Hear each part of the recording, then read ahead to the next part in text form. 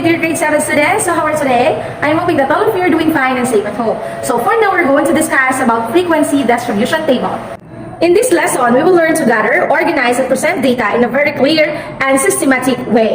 But of course, let us have first the classification of data, wherein we have the group and ungroup data. When we see group data, these are organized and arranged into different classes and categories, while ungroup data are recorded as they occur, as they come, or as they happen. There are so many ways to represent data depending on the type of information and objectives of the research. One way to present them is by frequency distribution table. A frequency distribution table shows the data arranged into different classes and the number of cases that fall into each class. Frequency is the number of times as a certain value or class of values occurs. Let us have some example of ungrouped data. For example, John rolled a number die 14 times. He recorded the results, also called observations, as follows, as 3, 4, 5, 1, 1, 2, 4, 4, 5, 5, 5, 3, 4, 5. Now, he presented the data using a frequency table in 3 columns like what you see in this video. And then, of course, class, from the table, we can see interesting information. Like, for example, how many times did 1 occur? It is 2 times. How many times did 2 occur? That is 1 only. How many times did 3 occur? That is 2 times. How many times did 4 occur? That is 4 times. How many times did 5 occur? That is 5 times. And how many times did 6 occur? So that is 0 or never occurred at all. So in the 14 attempts of rolling the number die, number 5 turned up most frequently, and this is closely followed by number 4. Number 2 of the die turned up only once. Number 6 never turned up in spite of the many attempts John made to roll the die. Okay class, let us have another example. For example, the scores of 20 grade 7 students in a 10-item math quiz are as follow. So for example, these are the score of 20 students, 20 grade 7 students in a math quiz. So let us present the data by constructing a frequency table.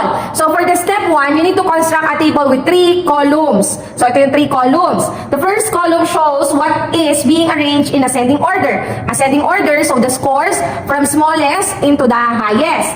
Then, of course, the lowest score is 3. So, start from 3 in the first column as shown in this table. Then, for the second step, or step 2, go through the list. So, this is the list of the scores. So, the first score in the list is 3. So, put a tally mark or a tick mark at 3, of course. So, that is the first. So, we have here 1. Then, of course, you need to have a 3 in the second column. So, this is the second column. The second score in the list is 10. So, this is 10. So, put a tally mark at 10. So, this will be 10. In the second column, the third column is 6. So, put a tick on the 6 on the second column, and then and so on and so forth. Okay, class. So, after you have put the tally, wherein you will notice that we have here this table. So, let us have now count the number of tally marks for each score and write it in the third column. So, we have here 2 as the frequency. So, we have 1, then we have 2, we have here 4, we have 5, and then we have 3, we have 2, and we also have 1, for a total of 20. Okay, for example, class, you are asked how many students scored 7 or more. So look at the table. As you would notice, so we have here score 7 or more. So we have 5 plus 3, 8 plus 2 is 10 plus 1, we have 11. So therefore, there are 11 students who scored 7 or more. If you are asked how many students scored 6 or below, so 6 or below, so these are 6 and below. So you have here 4 plus 2 is 6 plus 1, 7 plus 2 is 9. So therefore, we have 9 students who scored 6 or below. So another question, which score had the highest frequency? So look at the table again. So as you would notice, the score with highest frequency is 7. Why? Because it have 5 frequency. Then how many students got a perfect score, which is 10? So we have here 1.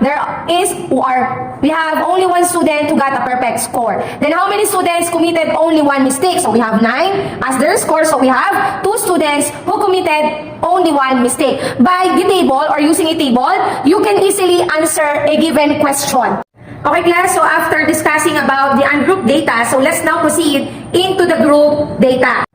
In many cases, the raw or ungrouped data may not be available. The data may already be in frequency distribution.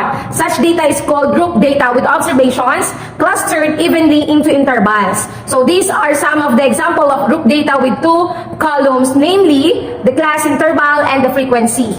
Okay class, let us use this given example wherein the scores are grouped into class intervals with the lowest class interval of 60 to 64 and the highest class interval is 95 to 99. The numbers at the left of the class intervals are the lower limits, while those at the right are the upper limits. Okay, so these are the lower limits and these are the upper limits. Now, the absolute value of the difference between two consecutive lower limits or two consecutive upper limits is called the class width. So the class width is, for example, you have here 60 minus 65, so we have 5. Then of course 99 to minus 94, that is also 5. So the frequency or the F2, F is equals into 2 at the interval 60 to 64 indicates that there are two observations in the interval. So if we do not know the raw data where the frequency distribution is based on, then we will not be able to know what the numbers are in that interval. So the sum of the frequency is n.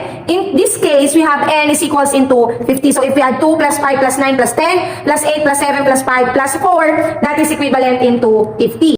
Now class, let us extend the given table. From 2-column table, let us have now the 4-column table. The first column for the scores, the second column is for the frequency, the third column is for cumulative frequency or CF, and the fourth column is for the class mark or the X sub F. Okay, we extended the table to include this, and the first CF or cumulative frequency, we all know that is 2.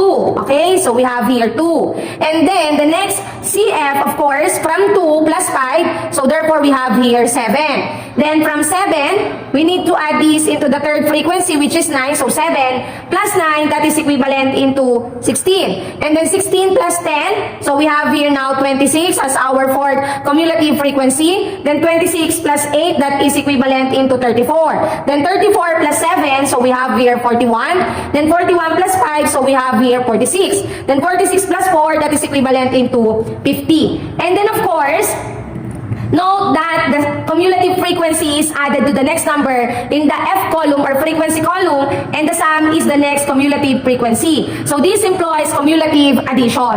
And then of course, when we are finding for the class mark, so the class mark or X sub M is the midpoint or the average of the lower and the upper limit in the class. So for example, we have here 60 to 64. So we need to add 60 plus 64, then divide it by 2, and that is equivalent into 62. Then 65 plus 69, then after that divided by 2, so the answer will be 67. So that will be the second class mark. And then 70 plus 74 divided by 2, that is equivalent into 72.